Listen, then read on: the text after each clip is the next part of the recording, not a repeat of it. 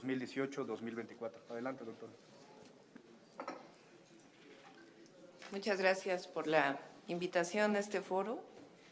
Entiendo que la invitación no solo es por ser jefa de gobierno, sino que durante muchos años de mi vida como académica me dediqué justamente al tema de la energía y el cambio climático, las energías renovables.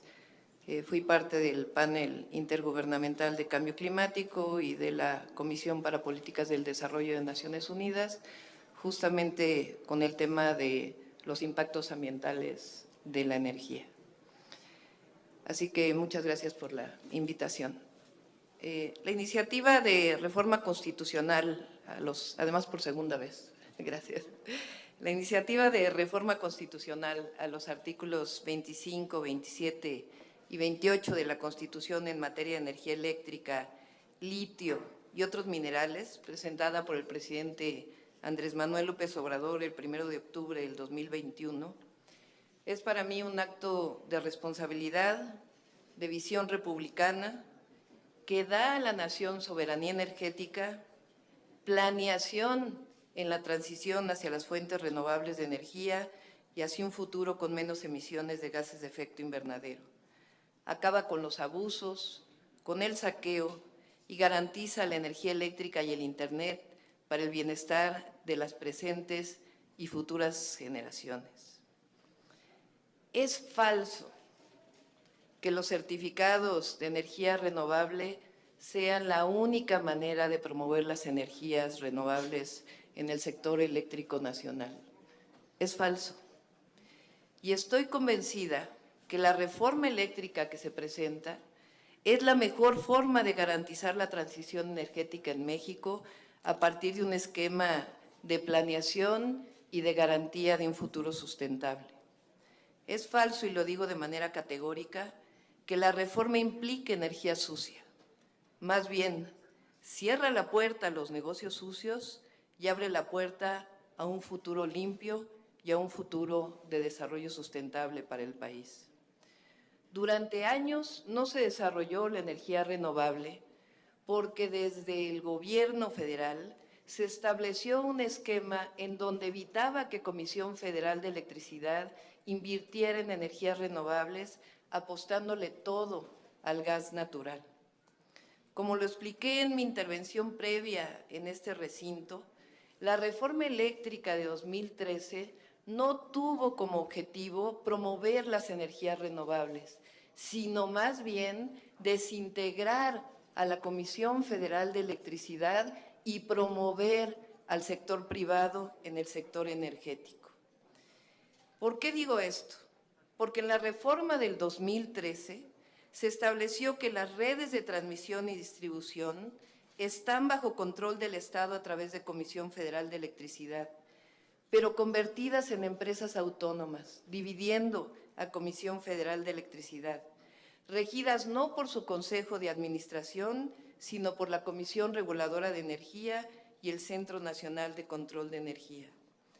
El parque de generación de la Comisión Federal de Electricidad fue fragmentado de manera arbitraria en 6 empresas subsidiarias autónomas, sujetas nuevamente a organismos externos. Se fragmentó también la subsidiaria de suministro básico y otra subsidiaria de distribución que antes estaban integradas en la gerencia de comercialización, también sujetas a decisiones externas. Se creó la filial CFE Calificados, cuya función principal es la de comprar a los generadores privados para vender a los grandes consumidores. Es decir, el objetivo de la reforma del 2013 fue desintegrar a Comisión Federal de Electricidad, que antes era una empresa verticalmente integrada, y separarla en diferentes áreas con altos costos a la propia Comisión Federal de Electricidad. Por otro lado, la reforma del 2013 tenía como objetivo supuesto promover la competencia en el sector eléctrico. Pero en realidad el mercado eléctrico lo dividieron en 3 áreas. La primera, que es la que fomenta justamente la mayor parte de las energías renovables que se han creado en el último tiempo, a través del mercado de contratos de CFE con privados. Uno llamado delegado, que solamente incorporó en el nuevo esquema los viejos contratos de productores independientes, principalmente de gas natural, con esquemas de altos costos, dado que incluyen pago por capacidad instalada independientemente de su generación.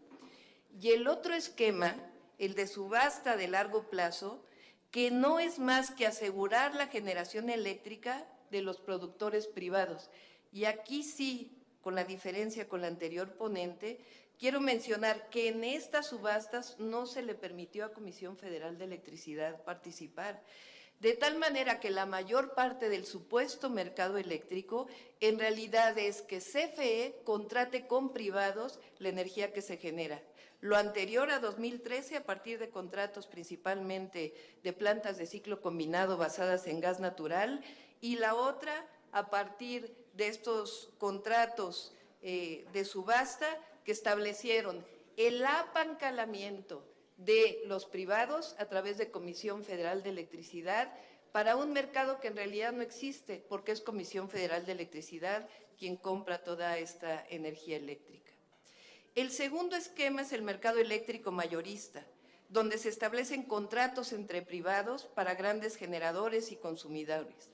Y en este caso de este segundo esquema, no se toman en cuenta los costos totales de la operación del sistema eléctrico, esto es, los servicios de respaldo que se requieren para las fuentes renovables variables. Y el tercero es este mercado ilegal a través del cual se ha venido desarrollando hasta 2018 el esquema de fuentes renovables de energía, que son estas sociedades de autoabastecimiento, que en realidad son contratos entre privados para generadores y pequeños o grandes consumidores, donde no se toma en cuenta tampoco los costos de transmisión de energía eléctrica y que incluso están fuera de la ley de la propia reforma del 2013. El despacho eléctrico salió fuera de la Comisión Federal de Electricidad. Se establecen ventajas para los privados en detrimento de la Comisión Federal de Electricidad.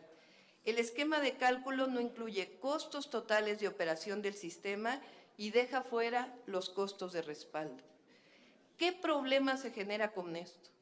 Como todos sabemos, las fuentes de energía renovables, intermitentes o variables, la eólica, la solar, requieren un sistema de respaldo y al mismo tiempo una red de transmisión sumamente robusta que mantenga solidez y garantía del servicio. Bajo las condiciones actuales, se ha perdido la capacidad de planeación y se ha pospuesto esa capacidad de planeación por un supuesto mercado eléctrico que en realidad tampoco existe.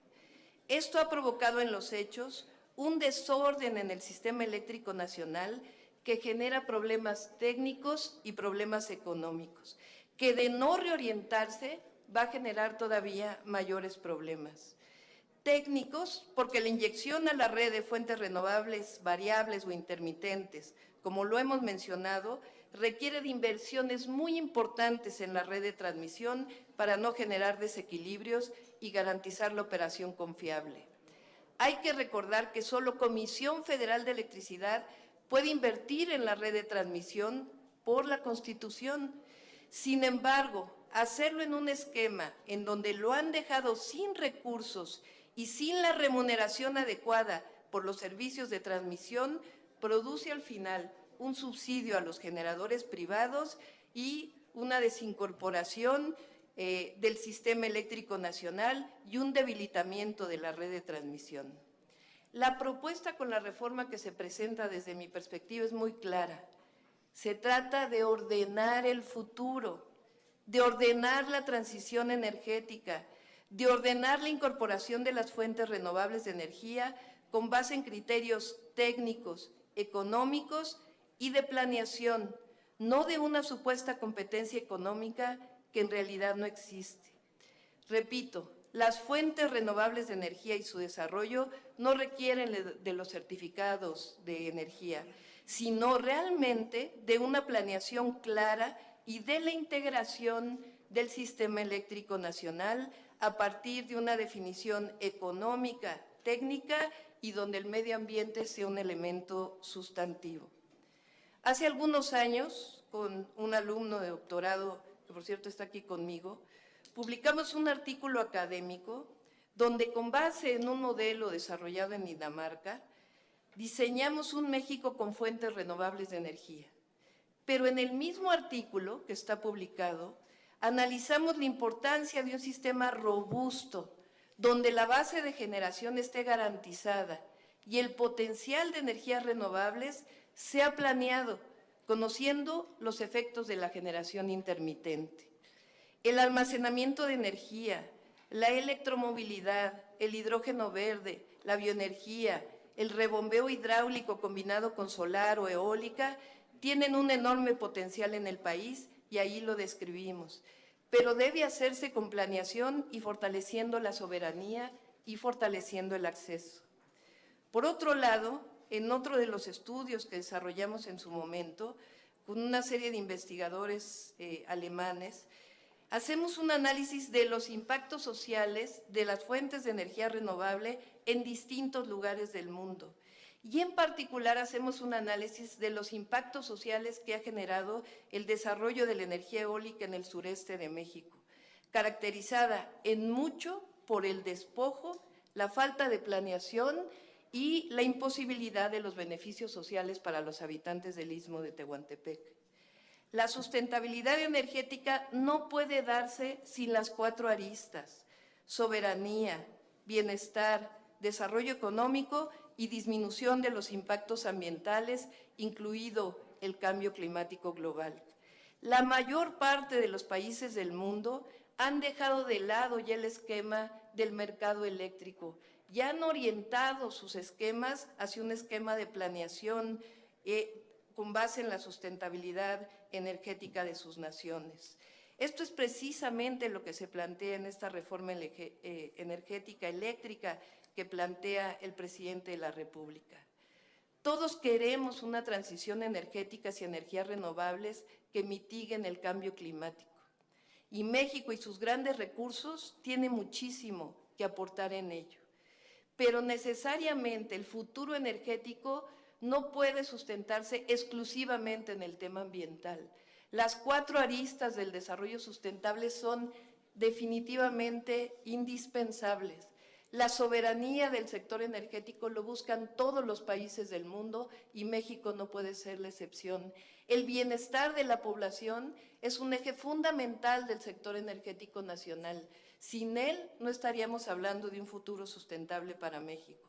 El desarrollo económico con base en una planeación integrada y finalmente la disminución de los impactos ambientales como parte de un desarrollo sustentable. Así que en esta perspectiva, el esquema que se plantea en donde el 54% de la generación sea de Comisión Federal de Electricidad y el resto sea inversión privada, en un esquema de planeación hacia la transición sustentable de nuestro país, es fundamental. Y en esta perspectiva es fundamental hablarle a los jóvenes, a las jóvenes, porque en efecto el tema del cambio climático es evidente y tenemos todos que estar en este tema. Pero no podemos hacerlo si no tomamos en cuenta el saqueo que ha habido en nuestro país, si no tomamos en cuenta hacia quién son los grandes beneficios del desarrollo de nuestro país. Y no podemos seguir impulsando en desarrollo en donde sean unos cuantos los que se benefician y unos muchos los que no se benefician. Así que hablándole a las y los jóvenes es un tema de cambio climático, pero es un tema también de bienestar, es un tema de acabar con las desigualdades y es un tema en donde el futuro sustentable del país pasa necesariamente por un estado de bienestar, pasa necesariamente por disminuir los impactos ambientales, pero pasa también y necesariamente por un esquema de soberanía nacional. Muchas gracias. Gracias, doctora Claudia Sheinbaum.